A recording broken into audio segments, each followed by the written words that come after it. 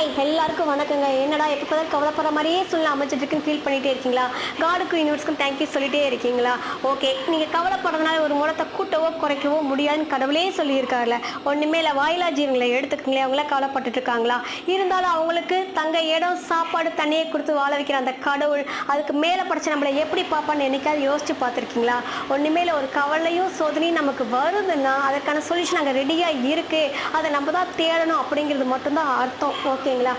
தங்கத்தை என்ன பண்ணுவாங்களா, நெருப்பில் போட்டு மெருகு ஏற்றிட்டே இருப்பாங்களா? அப்படி மெருகு ஏற்ற ஏற்ற தான் தங்கம் ஜொலிக்குமா? அதே போல தான் ஒரு மனுஷனுக்கு கவலையே சூழலில் வருதுன்னா அதை நம்ம பக்குவப்படுத்தி அடுத்த நிலைக்கு கொண்டு போகிறது அப்படிங்கிற எண்ணம் நமக்கு எப்பவுமே இருந்துக்கிட்டே இருக்கணும். அப்போ தான் எப்பேற்பட்ட சூழ்நிலையும் ஹாப்பியாகவும் பாசிட்டிவான திங்கிங் இருக்கும்போது அந்த கவலைங்கிற நெகட்டிவ் வெளியே போயிட்டு லைஃபு சூப்பராக இருக்குமா? அதனால் அதை யோசித்து பார்த்து பொறுமையாக செயல்பட்டு பாருங்கள். All the best. Thank you. Bye.